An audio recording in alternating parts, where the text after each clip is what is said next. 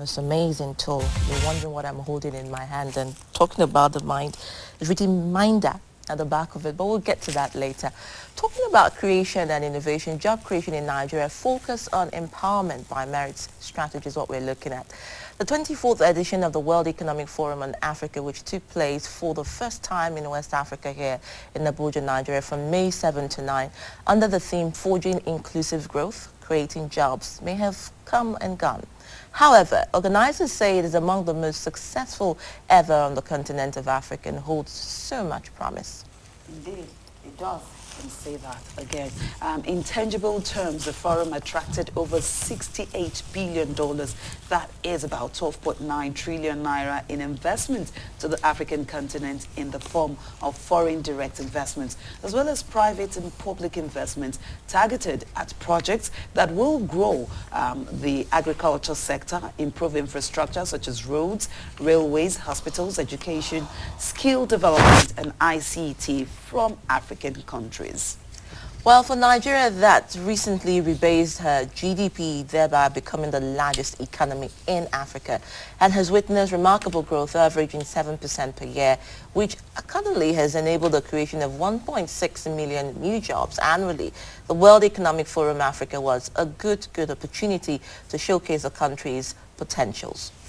However, there is still work to be done in the area of job creation, as official statistics indicate that 1.8 million young people enter the labor market every single year, thereby worsening an already high unemployment index.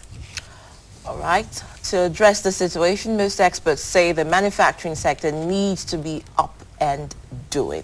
Now, this Thursday on Kakaki, we will engage a Nigerian entrepreneur who is based in Ireland but is back home on a mission to create over 1 million jobs directly or indirectly in the next 5 years through a project he calls Empowerment by Merit. Well, it is with great pleasure, therefore, that I introduce you Innovator Extraordinary, Ademola Fasaz, Managing Director, CEO, Deal City Nigeria Limited. Ademola, you're welcome to Kakaki. It's good to have you. Ademola, it's nice to have you. Just reading about what you want to do, talking about it in our introductory remarks, just right now just excited me, really, creating over 1.5 million jobs in the next 5 years for Nigerian youths. That is amazing. But before we get to that, tell us about this project you're working on and the promise to create over 1 million jobs in 5 years. Thank you very much. Many thanks to the Ministry of Niger Delta Affairs, the former minister, Elder Orebebe, and the supervising minister at the moment, Architect Darius Ishaku. Like a year ago, they had to come to the Republic of Ireland to see the possibility of being able to make mobile phones and tablet PC in Nigeria after we proposed to them, you know, consulting for a group, for a company, Swift and Just Nigeria Limited then, and we had to bring them to Ireland to demonstrate with our own children, their teenagers, that if these teenagers are from 13 years to 17 years can actually assemble mobile phones, we can actually train the non-militant Niger Delta youth in Nigeria on how to do that. And thank God that they gave us that opportunity. I haven't seen that in Ireland. They brought us to Nigeria to sign agreements with them. And we just completed a training in April, specifically 10th of April. We did the graduation for the first 100 people that were sponsored by the Ministry of Niger Delta Affairs. And this is the outcome of it. We were able to make mobile phones and tablet PC in Nigeria, assembled. Well, when I say make, that's what everybody do, you know. We all assemble mobile phones and we say we make. So the mobile phone was taken to the President, His Excellency Goodluck Jonathan, by the Minister of Niger Delta Affairs, and it is a welcome idea.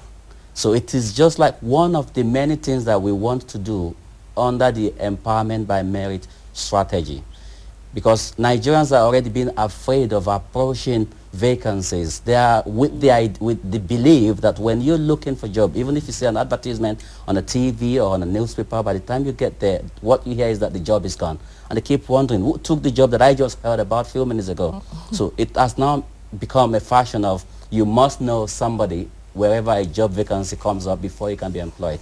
So Empowerment by Merit is going to take care of that, because everyone that would ever be employed into any kind of employment in Nigeria will soon have to pass through the Empowerment by Merit platform, because there will be a valid, sincere pre-qualification system at the Empowerment by Merit. So you're not just looking to employ, you're looking at becoming a hub for employment, helping others to employ by merit. Exactly. And the reason why I've actually come up with this, because this is my intellectual property. This is my own concept of assembling this mobile phone and tablet PC in Nigeria. And if I can start with what I have, then I can easily and conveniently invite others to come and do what they have as well. We've started discussion with so many organizations outside the country. Like, imagine, you see people wearing suits up and down in the country, bankers and lawyers.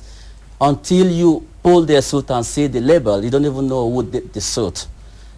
And it's just a simple assembly line concept, where if somebody is supposed to do a arm of a suit all day, that is what it does. If somebody is supposed to do the shoulder of a suit, that's what it does all day. And when they put it together, even if they make 1,000 suits, they all look the same. So if we can bring those people from Italy to actually train our people on how to make suits perfectly and sell in Nigeria market, you wouldn't know if it's made by one Ajayi or it's made by Chukwuemeka, because they all look the same at the end of the day. And that's what we're saying. You see, with the mobile phone and tablet PC thing, we actually started talking to some people outside the country, in UK precisely, and they're willing to come to Nigeria to come and be manufacturing the components that makes the phones and the tablet PC. And until we have a lot of assemblers like us, because we have a factory set up already through the sponsorship of the Ministry of Nigeria Delta Affairs in Calabar, doing those mobile phone and tablet PC, you know, thanks to Mr. Victor Oniwona that made that possible as well. So if we can actually have these factories coming up, assembling mobile phones and doing all sort of electronic gadgets, the people that are manufacturing the components that makes them are willing to come to Nigeria. They're not coming here because there is no commercial consumption for those things yet. All right, just before you carry on, this is one of your products, Brainchild here. And, you know, talking to you back, so you said this was put together in Calabar, to be precise. Yeah. Now, we know that Africa has seen a quantum leap in, of course, in our GDP for the past year. I think we're averaging 4.5%. You've spoken quite well about the enabling factors outside the shores of Nigeria and the sincerity in trying to develop this idea with people who are willing to support you, you know, outside Nigeria. Now, coming back home, it seems there's little faith, you know, on the Nigerian soil, because we are still battling with infrastructural development. So how do you begin to see this standing the test of time? Because we've seen a lot of entrepreneurs come from across the world, promise jobs to teeming jobless youths, and yet at the end of the day, little or nothing is done about it. So how are you going to defeat all the odds here? Yeah, that's the reason why we actually came up with the concept of the Empowerment by Merit. There will be a pre-qualification fee of 1,000 naira for everyone that wants to actually do our online interview. We don't want everyone to just come to our door to avoid stampede. So if they take the online on the internet and the online interview on the internet, say 1,000 persons attempts the online interview, and we need just 50 people from that, we will select the 50 people by merit. They will see their position themselves, and they will know if they are qualified for that or not. So when they come, when they are invited and they come, they will be given the opportunity to do a physical appearance interview, and they will be given the opportunity to start what we have promised them. So funds, you know, raised from such pre-qualification series that we have, you know, is just like a service charge for putting that portal together. So we're definitely going to make funds from, get funds from that. We intend to use that to run whatever we are creating, to sustain it until it becomes profitable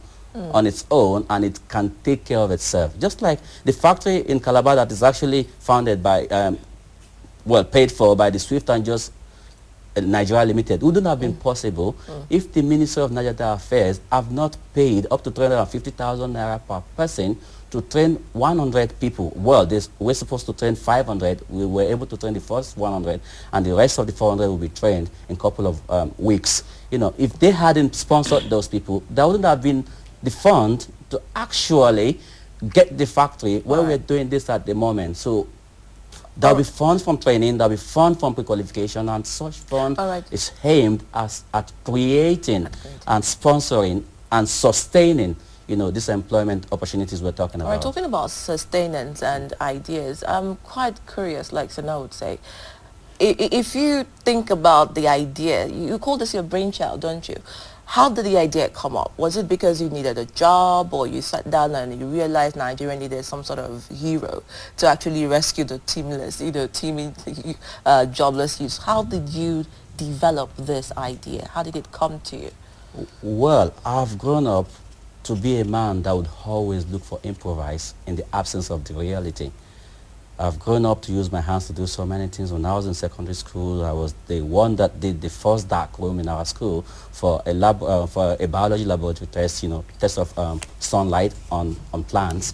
And I've done desk bags and microphones, heaters, and so many things myself, even when I was still a child.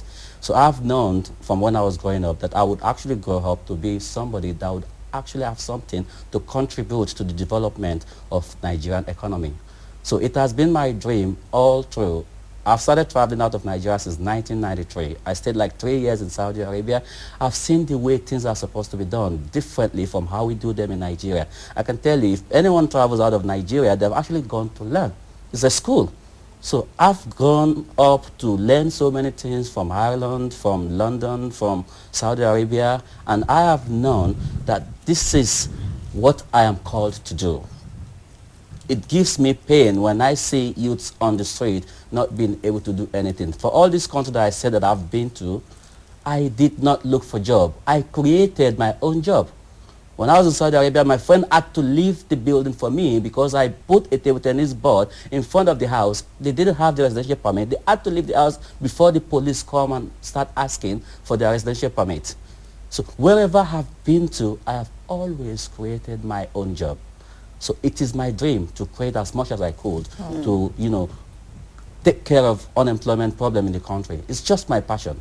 You just reminded me of growing up as well when, a lot of people around us at the time will say that if a person doesn't have any kind of skill, let me put it the way they usually say it, if you can't do anything with your hands, then you are less of the person that you are actually created to be. And that brings me back to what you said earlier, the target of training people to assemble Adara lifted up a tablet earlier, and there's also a phone as well, also Minder, and you said very young kids in Ireland, displayed the possibility of assembling phones, and that is exactly what you've come back home to do. And you're interested in passing this ability, this capacity on to other people. How aren't you worried that the more people that know the skill, the possibility of you being pushed out of the market? All right, that's a very good one. If we, for instance, I know that 30 million people buy smartphones in Nigeria, making Nigeria the #1 consumer of smartphone in Africa as a continent. Now, let's say we have to make from our own local content or local assembling plant, we have to make 1 million mobile phones to feed the market. We need 80 months to be able to do that. If somebody in government wants that order, it would have to wait the second tenor to be able to get the order get into his door. So it means that if we are still creating 100 factories that can do 2,500 mobile phones in a month, we will need 4 months to actually manufacture 1 million mobile phones. And the factory can actually take up to 100